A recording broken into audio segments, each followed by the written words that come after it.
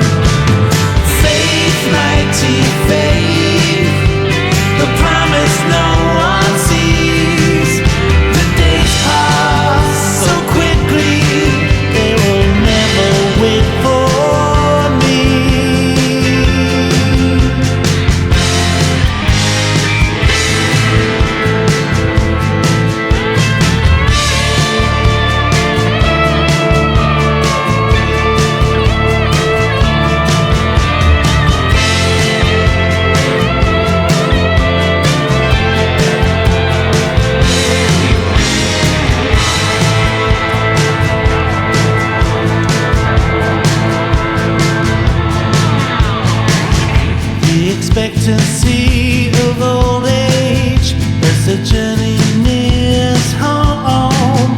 Disbelieving my reflection, knowing that I'm on my own. On this road that keeps on winding, feeling that it won't be long until the final destination holds my hand and leads me on. Daisies and buttercups, shadows from the sun, innocence in paradise, a time for everyone. Faith, mighty faith, the promise no one sees. The days pass so quickly, they will never wait for me.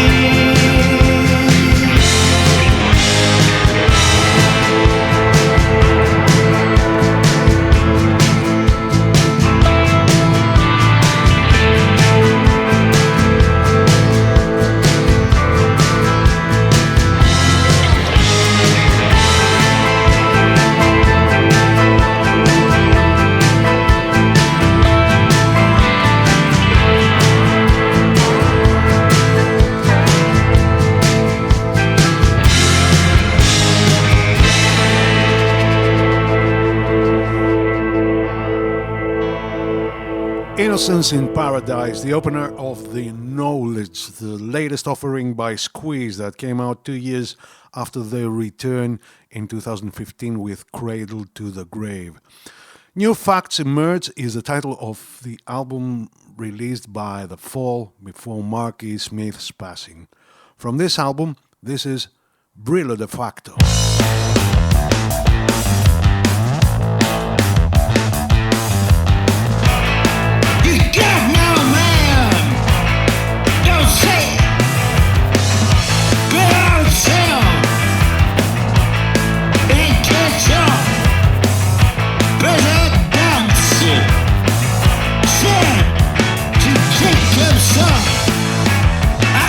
Celestial story, time.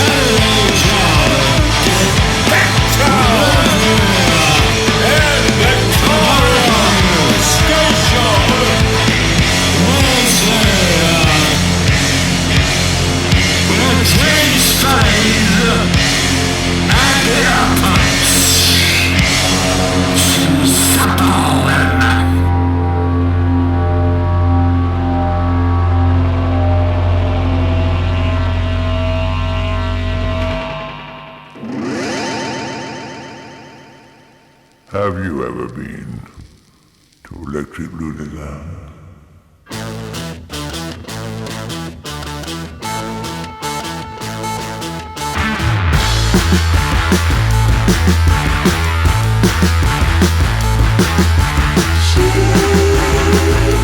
She got me falling from her mind's eye. I see the world is turning, exploding to an electric light, colors drifting outside and turning back into diamonds. She's the star, I'm the storm. She's the key going down.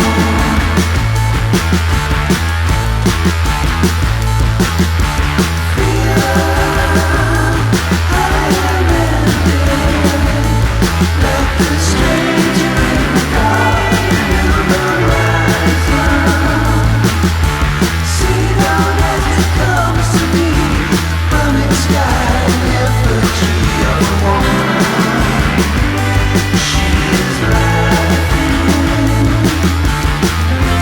She's the star, I'm the storm. She's the key going down. Now I feel like I can move on. Heartbeats on the cycle black of the sun.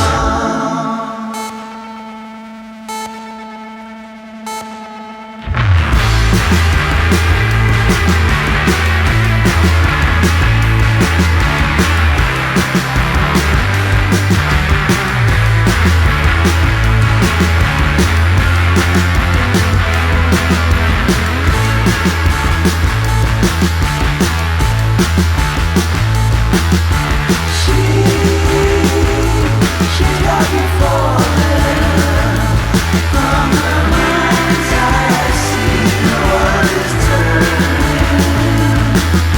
exploding to electric light, colors drifting outside and turning back into diamonds.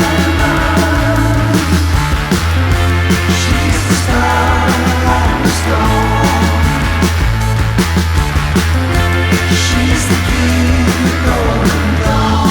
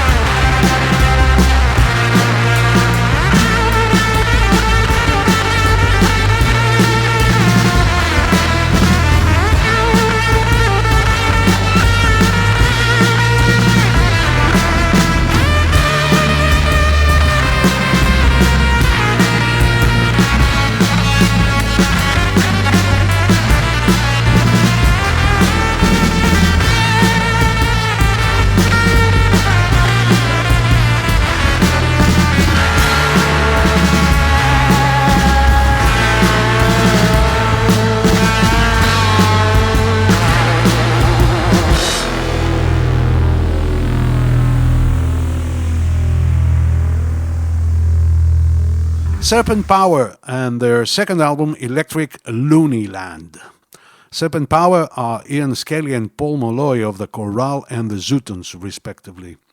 The next one is a cover version of the track Public Image, recorded live when Ministry toured in support of their album The Mind is a Terrible Thing to Taste.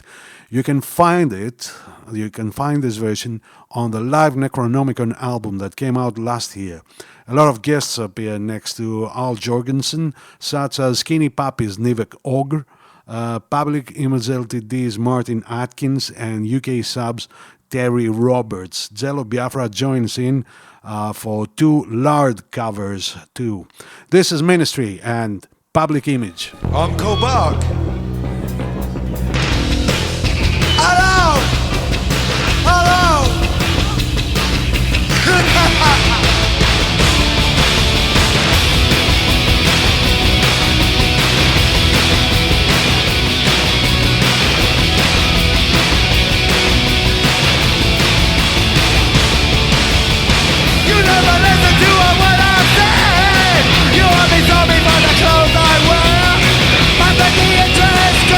heater. It must have been the color of my hair. From the image.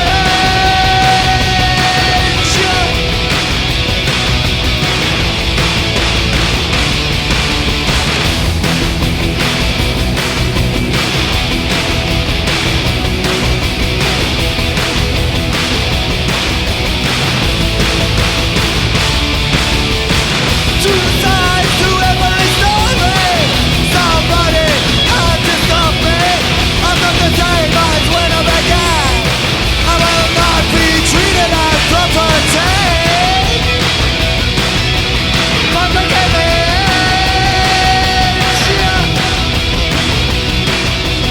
From the image.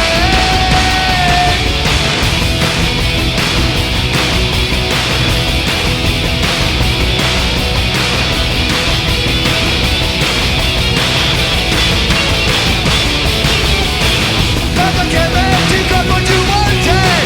The public image belongs to me. My entrance, my own creation.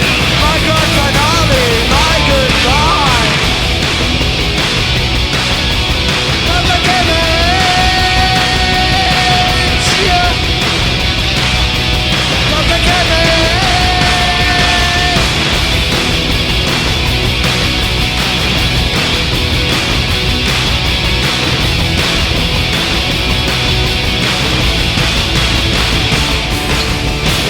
Public image, you got what you wanted.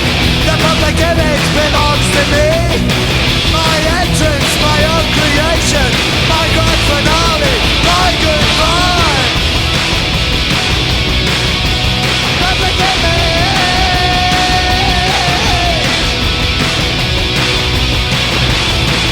Goodbye. Stay tuned for an interview with Kevin Haskins. We'll talk about his book and many other things. This is Rob Layden from Red Sun Revival, and you're listening to the Blackout Radio Show.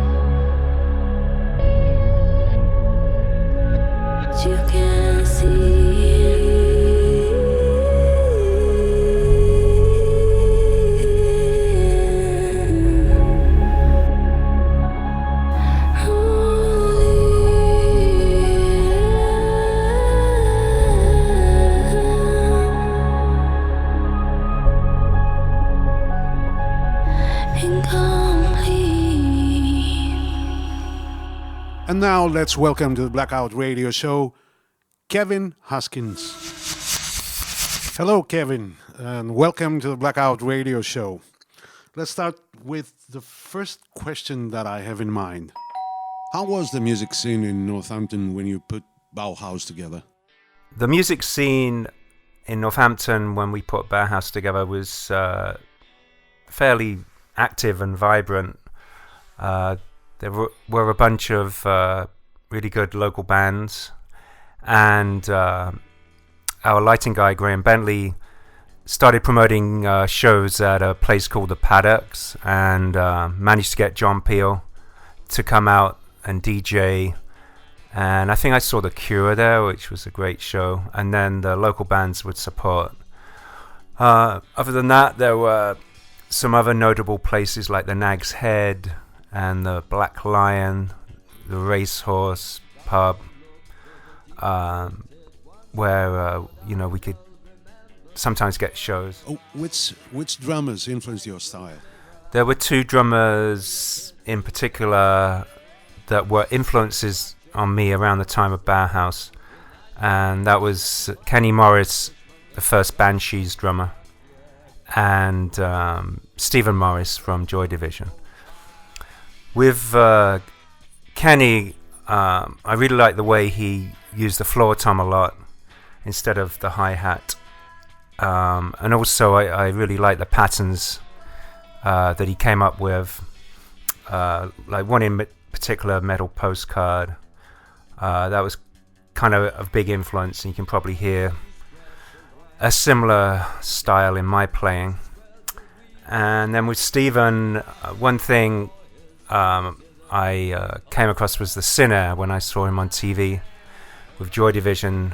He was playing a Sinner drum, which was this kind of little electronic. It was like a drum synthesizer, and they got that kind of white noise crash sound, and I had to get one, so I did.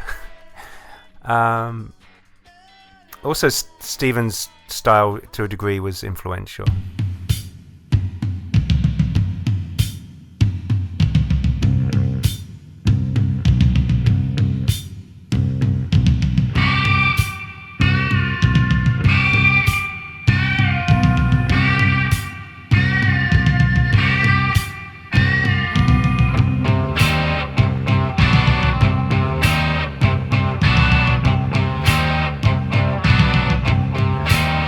Reunion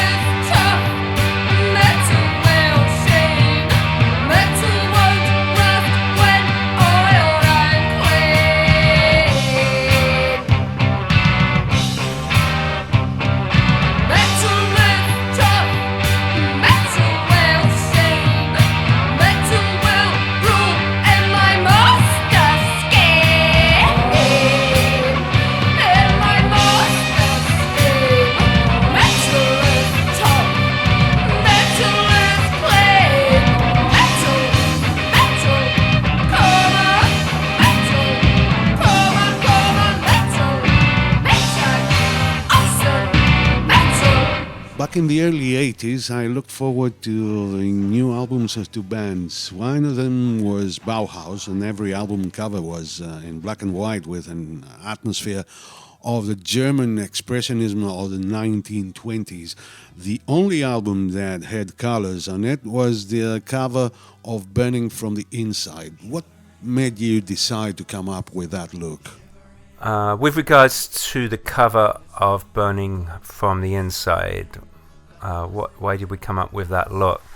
Well, as my memory serves me, I believe Daniel brought that idea to the band, and maybe he showed us the photograph first and then cut it up. I can't remember. Really, you know, it was a case that once he had cut it up, we just liked it. It just in a kind of oblique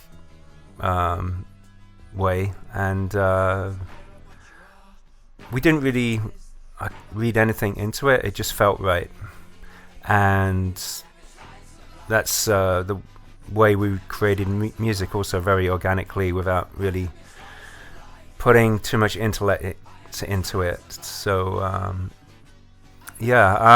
what's sort of interesting looking at it now and having all this distance was the fractured nature of it. And whilst we were recording that album, you know, cracks started to appear in the fabric of the band, and so it just occurred to me that you know, it kind of reflected fractured nature of us kind of starting to go in separate directions.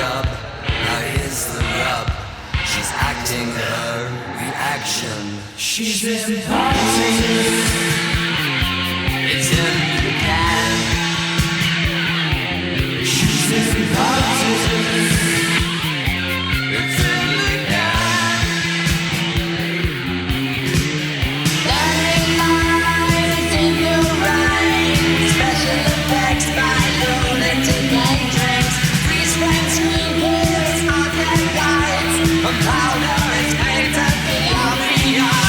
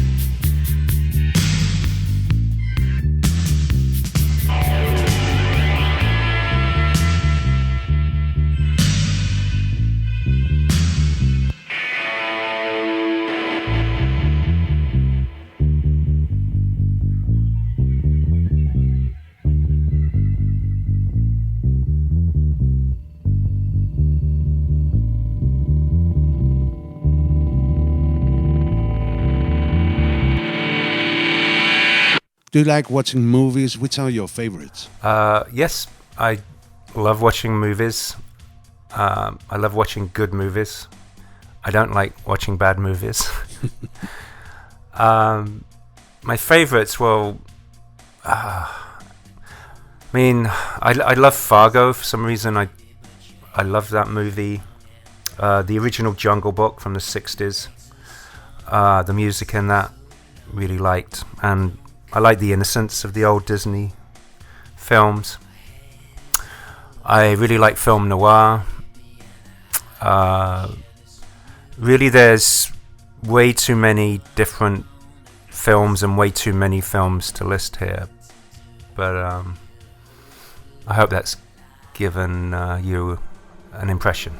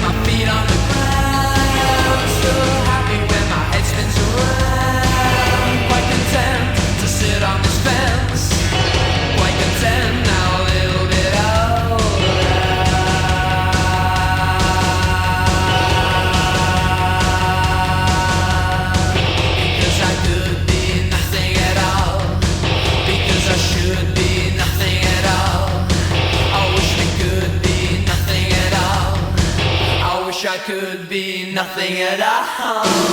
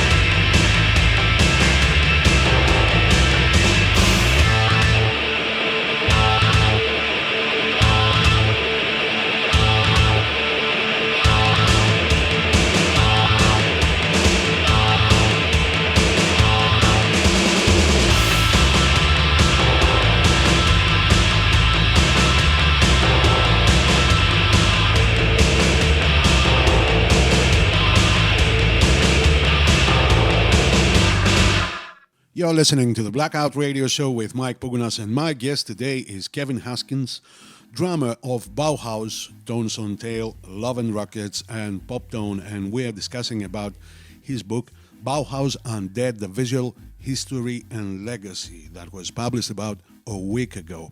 So, is it a book for all readers, or is it just for the hardcore fans of the band? Can you please tell me a few things about it? No, I hope it's for all readers. I mean, obviously it's going to appeal to hardcore fans. But also, I would hope that somebody who is just a little bit interested and happens to pick it up in a bookstore or get it as a gift will enjoy all the contents and reading the stories. It's kind of a snapshot of a certain time, arguably a very important time in musical history, and I think it probably succeeds on that level. Well, it includes a lot of... I didn't realize how many candid photographs I took of the band, and I chose the best ones. And most of them were involving us larking around, having a joke and being funny, comical. So I thought that would be interesting to, fans, because they would rarely ever see that side of us, and maybe wouldn't think that it existed. So I'm excited for people to see those, and also we did a lot of drawings. Most of us went to art school, and at the time of the band, computers and phones didn't exist, so if you got bored on tour, we would tend to draw a lot and embellish tour itineraries and draw on the empty pages, and also do these drawings called The Exquisite Corpse, which the surrealists invented. And for us, we would fold a piece of paper up into four, and then somebody would draw the head, and then fold it over without the other seeing. Somebody draw the torso, and so on. And no one would see anything other than the part that they'd drawn until at the end it's revealed. And sometimes it'd be funny, sometimes you'd see some remarkable synchronicity going on. So that was a big favorite.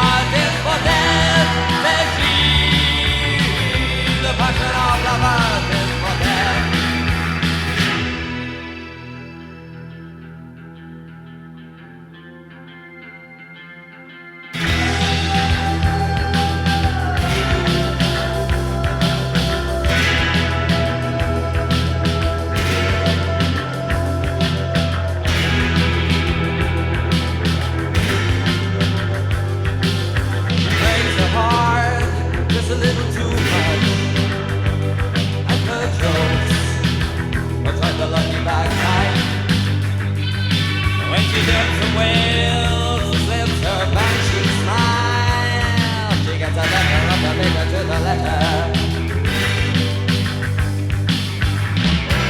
Passion of lovers is for death, says she. The passion of lovers is for death. The passion of lovers is for death, says she. The passion of lovers is for death. The passion of lovers is for death, says she. The passion of lovers is for death. The passion of lovers is for death, says she. The passion of lovers is for death. The passion of lovers is for death, says she. The passion of lovers is for death. The passion of lovers is for death, says she. The passion of lovers is for death. The passion of lovers is for death, says she. The passion of lovers is for death. What do you think about John Peel? I think you dedicate a chapter to him in the book. Do you believe he played a big part in the development of the English scene? I did actually devote a chapter or a story to him because I do feel that he was extremely important in the development of music. I guess since he took to the airwaves, he was definitely a big influence on me. And I would argue probably every band in the punk and post-punk scene for sure. He used to be on it from 10 till midnight, and I was listening to him every night. And there was one show in particular that he did the first show about punk rock, and at that time I think there was only one single released, New Rose by the Damned, I believe, and so he, to fill it out, he traced the lineage and where he felt punk rock possibly came from, and played the bands like the MC5 and the Stooges and New York Dolls. And it was a brilliant show, just the way he pieced the whole thing together. And I think he has some complaints from, the people that really love prog rock. They couldn't understand what this music was.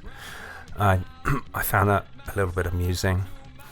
But then, he did these Peel sessions. He played all the new music, and he just really had his ear to the ground. I remember tuning into him in the 90s, and I hadn't listened to him for a long time, and he was playing this speed metal track, and I don't have any speed metal albums, and it's not a form of music that I'm necessarily attracted to, but it was really good. This song was great. And then it occurred to me, and this is the truth about John Peel, he could take any form of music, even a form of music you may hate, and find a good song or a good piece of music within that form. And that really sums him up for me. He was really important and something of a genius.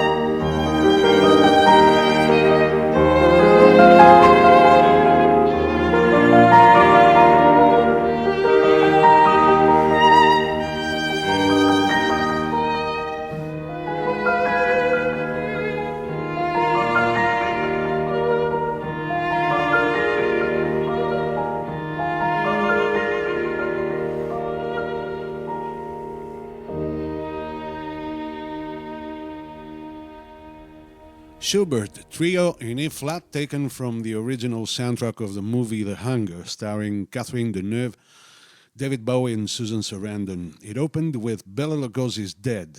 How did Tony Scott discover you?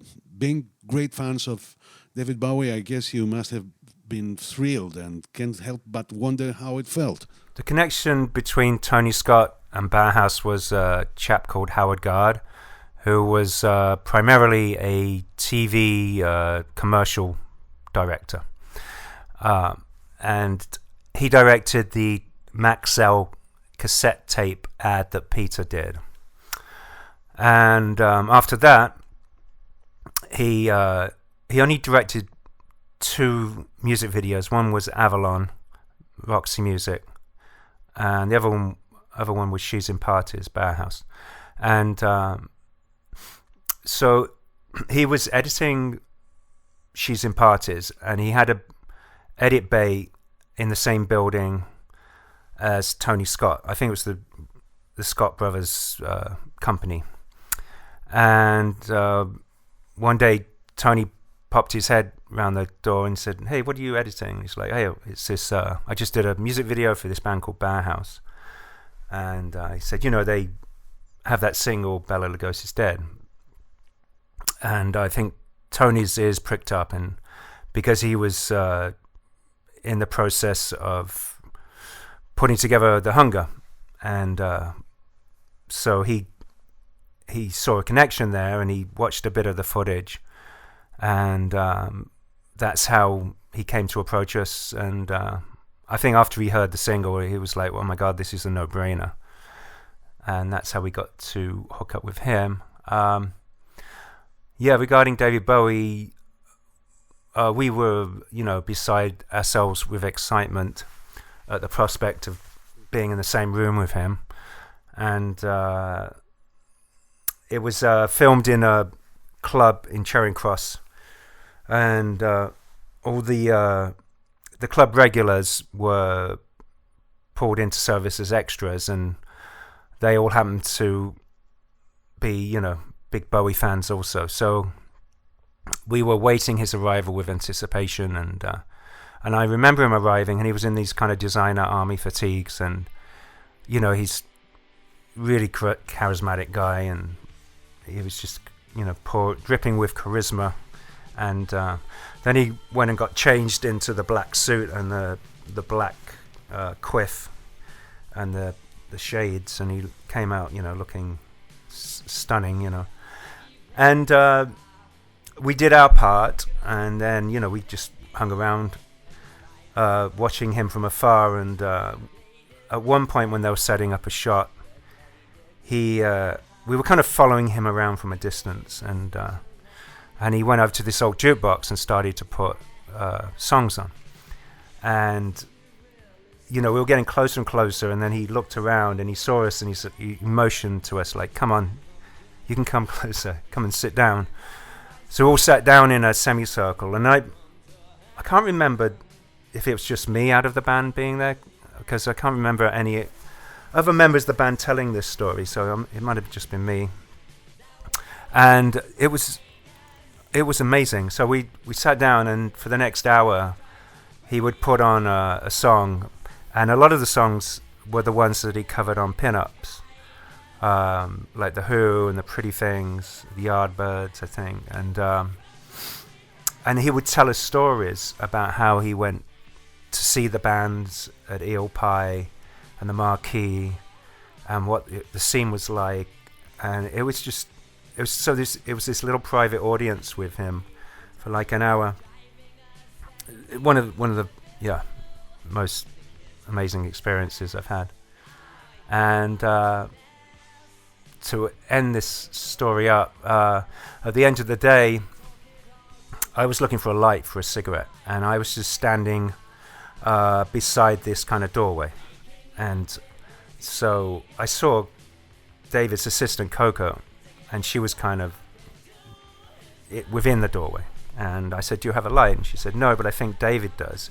And I didn't know, but he was directly around the corner of this doorway. I couldn't see him. And he came around the corner with a lighter lit. And he was trying to light my cigarette, but I was so nervous that my hands were shaking and the cigarette was like going up and down and from side to side, and he had an awful difficult time lighting it, but he did in the end. And that's my claim to fame.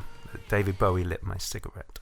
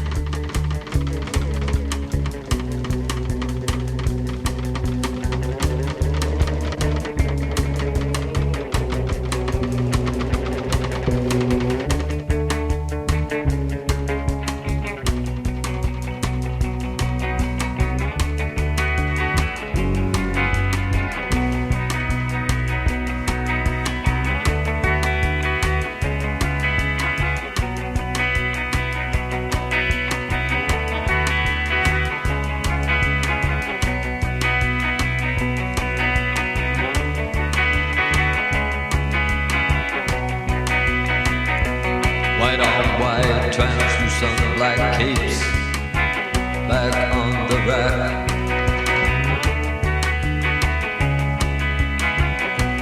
Bella Lugos is dead. The bats have left the bell tower. The victims have been bled. Red velvet lines, the black box. Bella Lugos is dead.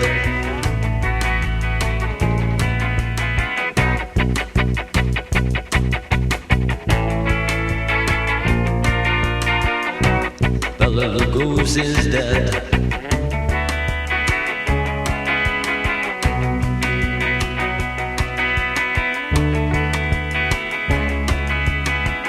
I'm dead, I'm dead, I'm dead.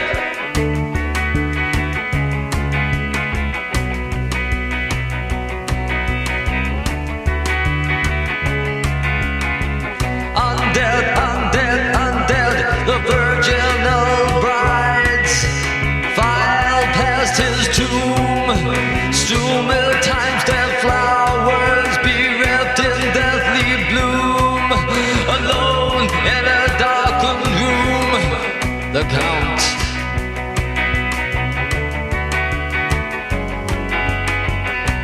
Bela Lugos is dead. Bela Lugos is dead. Bela Lugos is dead. I'm dead, I'm dead, I'm dead. I'm dead, I'm dead, I'm dead.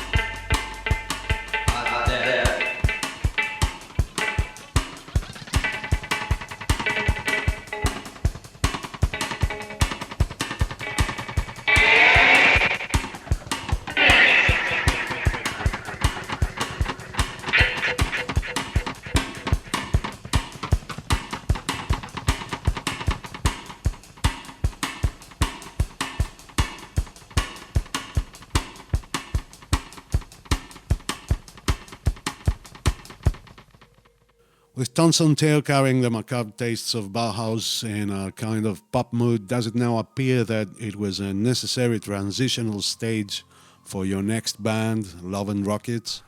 Well, I've never ever viewed Tones on Tail as a transitional stage. It was started as a side project while Daniel was still in Bauhaus. And I think it really kind of exists aside. I mean, obviously there's connections with each band because of the individuals who were in them. But I sort of feel that each band had quite a distinct character and were kind of set aside from each other. I don't think it was... I don't think it was because thinking about it, I feel the last LP, Bauhaus LP, Burning from the Inside, was sort of the transitional stage for Love and Rockets. At the time, Peter got a bad case of pneumonia before we went into the studio. And I remember we went to visit him in hospital and said, let's delay the recording. And he said, no, go in. I'll get well soon and I'll be in there, as soon as I can. So we, the three of us went to the studio, and Peter wasn't well by that time, but we were told, it's probably going to be another week. So rather than, waste money, we decided we can lay down backing tracks. So we did. And then we were still twiddling our thumbs. So Danny said, I wouldn't mind doing a vocal on this. And David, the same. And so, there are some songs on that album where David and Daniel take on the vocal parts. So I can really see that as being the segue between Bauhaus and Love and Rockets.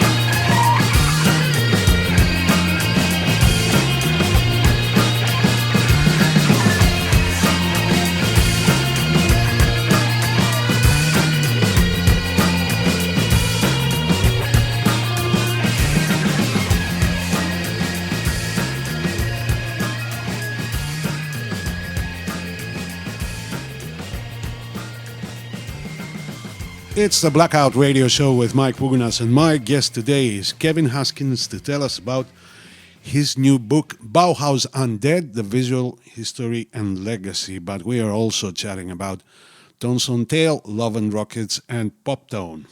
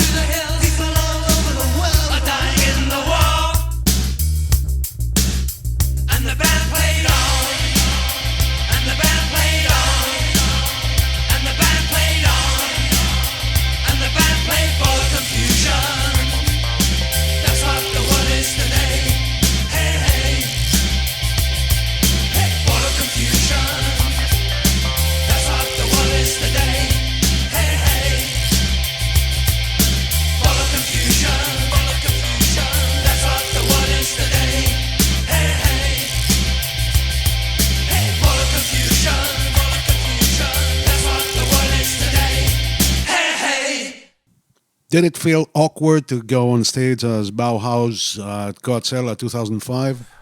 No. I think that... Well, actually, when we reformed in 98, at that point I remember wondering if we were too old. It seems funny now, because that was 20 years ago and I'm still playing. And I was frightened that we could ruin the legacy, if it didn't stand up.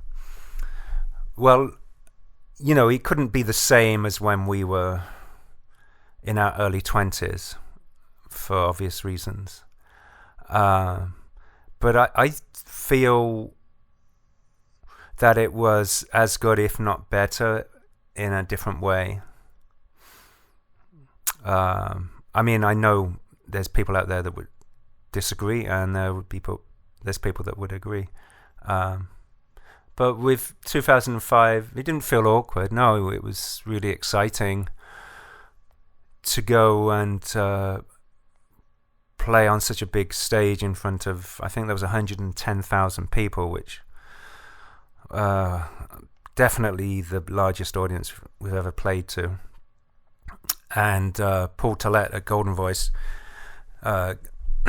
pretty much gave us an open check to spend on production, because he, I think he was a big fan of the band, and he really wanted us to be able to put on the best show that we could. So no, it was wonderful and very memorable, not awkward at all. This is for Ian Curtis.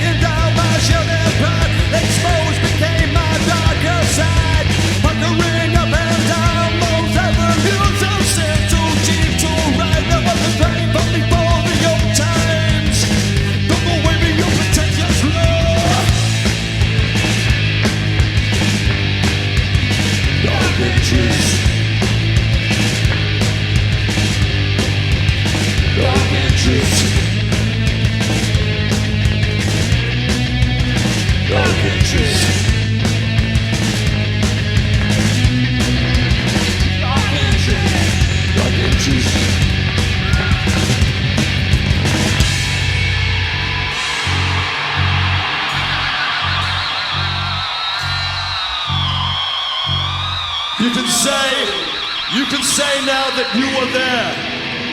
Good night. Thank you. God bless.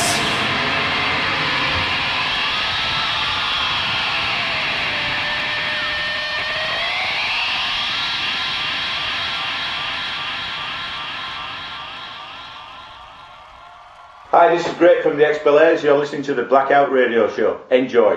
Poptown is a project that you have with Danny Lass and your daughter Diva Dompe. Last year, you put out an album which was financed through a pledge campaign. What do you think about the music industry today? Is it better for the artist compared to the late 70s, early 80s days?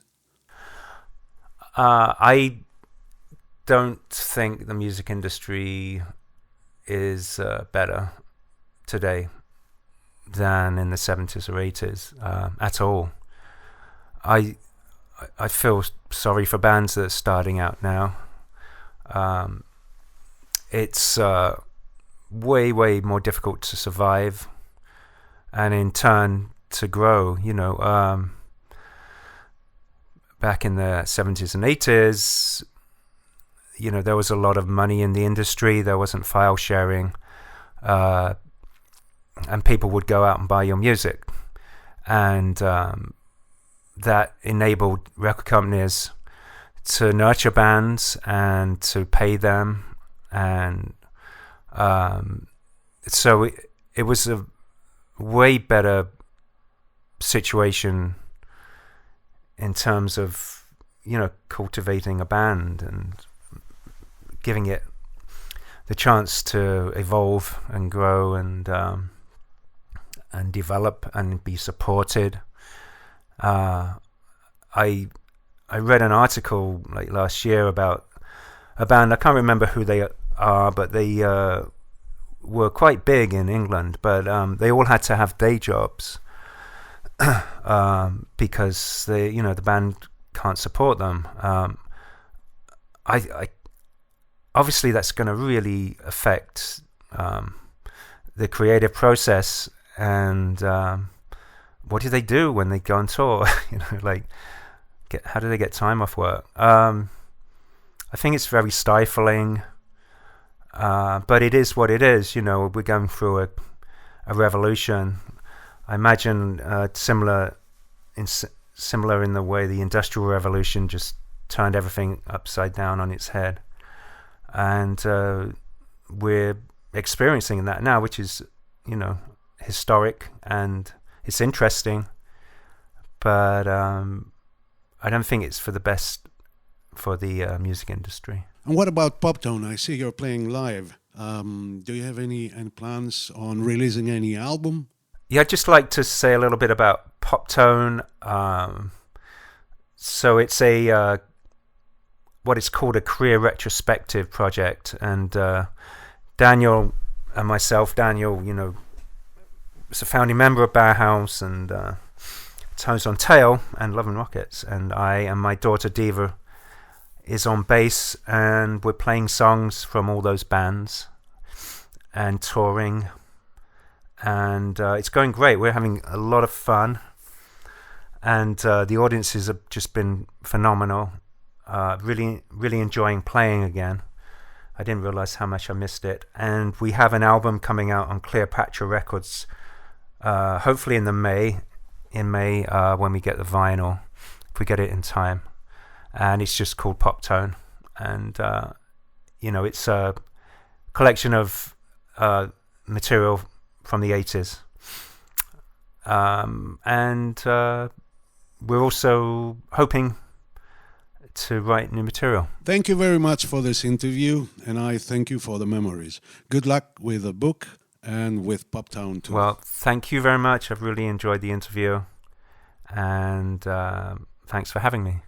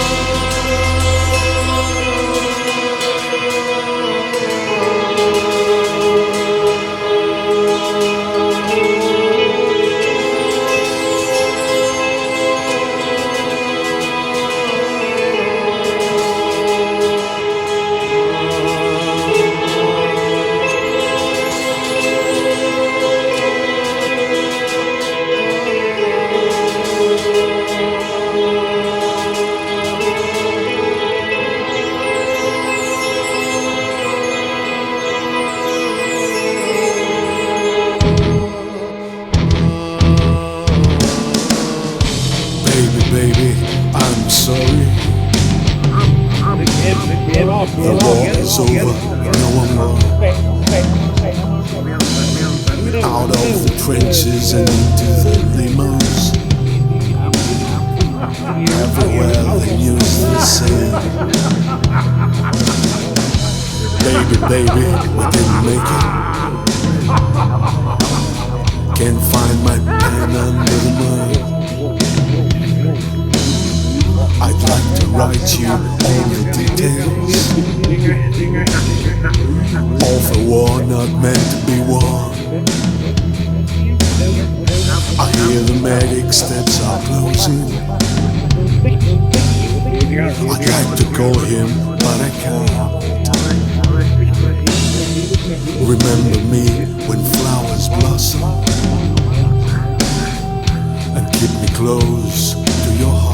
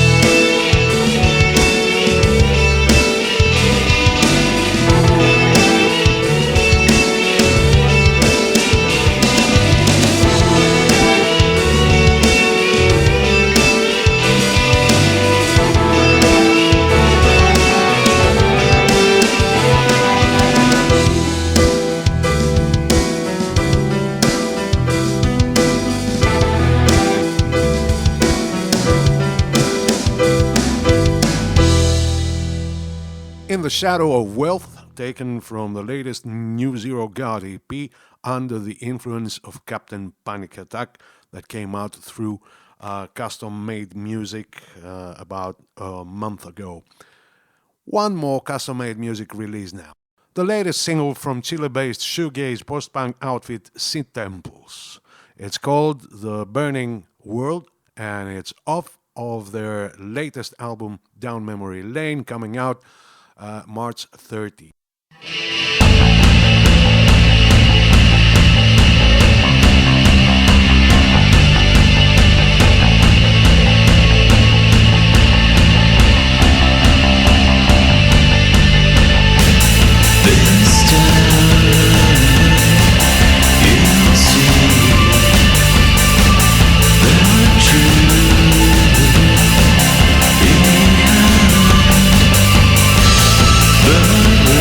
The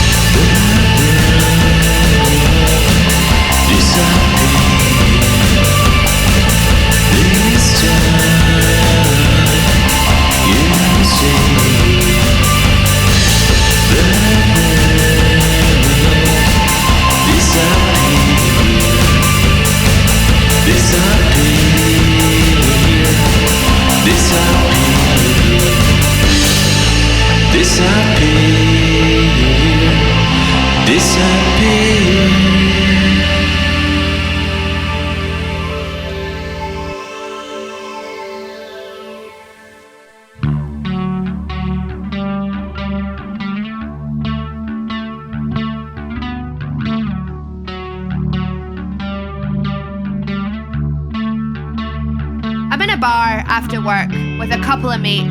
No, let's call them colleagues. Andy from finance is making all the jokes again. Son out of his arse, he's everyone's best friend. Andy's a twat. Briefcase and duck blue moped. When he talks at me, I wish I was dead. Richard Branson is an inspiration not just to all of us, but to a younger generation. Right, Andy? I'm getting the poke. If I roll my eyes back anymore, my contacts will fall out. I wasn't going to drink this week, but his chat makes me greet. I'll have a pint of wine, quick, please. Andy somehow corners me on a straight bar. I pretend not to notice him in my peripheral vision, but he squeezes my shoulder, leans in for the kill, hands the barmaid a £10 bill. I can smell his cheap aftershave from Marks and Spencer's, and he whispers, "Cheer up, darling, it might never happen. It bloody well just did. Calm down, only joking, someone's awful tetchy this week." I'm ready to swear go before he's even opened his beak. I'll slice that smell right off your face, don't think I won't, I'll watch you choke. I am ruthless, you'll be taking your Uber home toothless. I don't actually say this. He's still pouring over me at the bar, spluttering in my ear. Maybe I didn't make it clear. I go outside and he follows. I stamp my feet on pavement and to my amazement, he's still talking. I pull out the Camel Blues, but Andy never has to choose. He only wants a twos. Are you serious? You're on the highest pay slip in here. You can't afford this now, but you're clearly on the gear.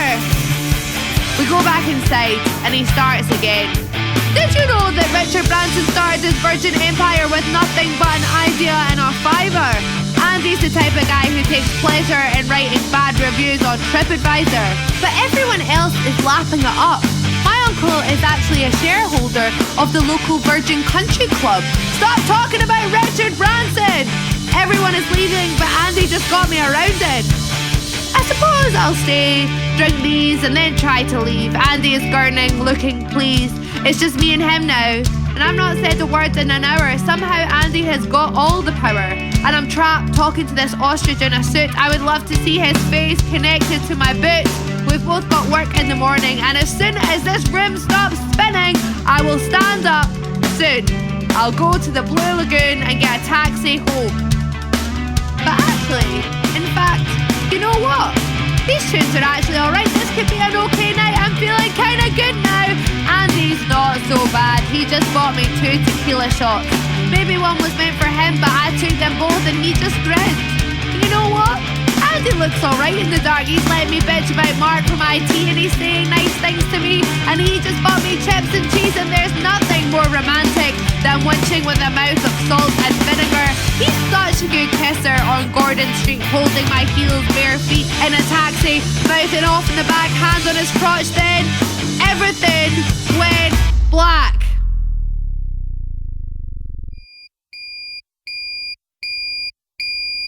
I wake up in Andy's sack. Nothing on, eyelashes stuck together. I can't remember whether...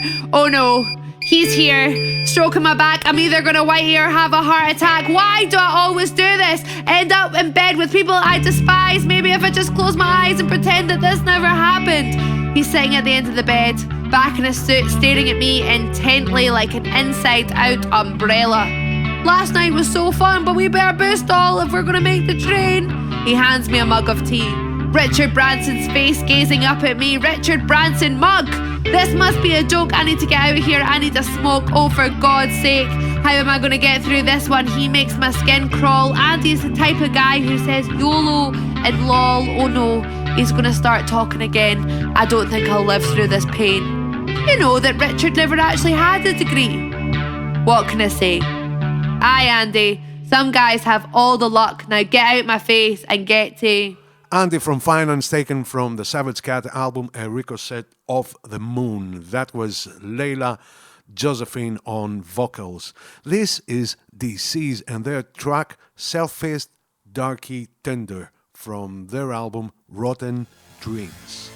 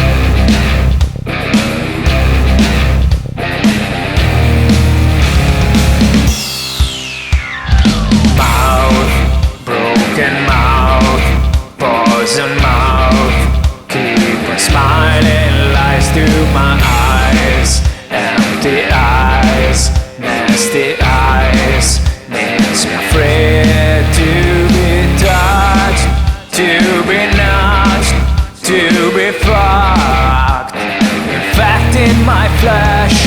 Grip awakens my desert, shameless to in my soul.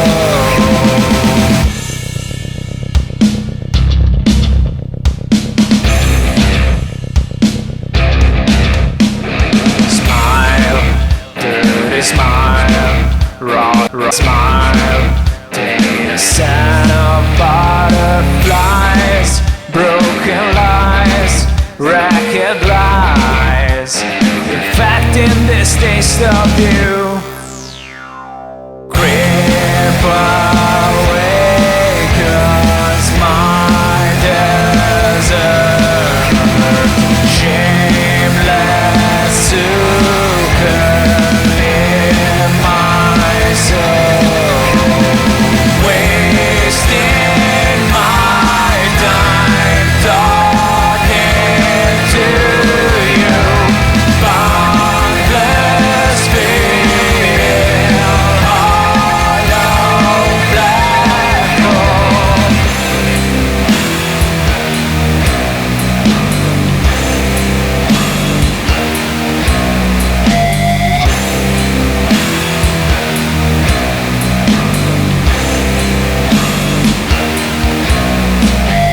Grip awakens my desert, shameless to in my soul, wasting my time talking to you, boundless feel, hollow black hole. Darkness never, next gets turn, hollow black hole.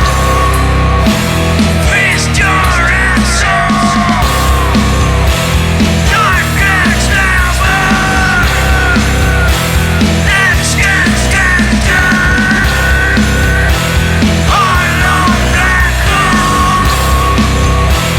Feast your answer.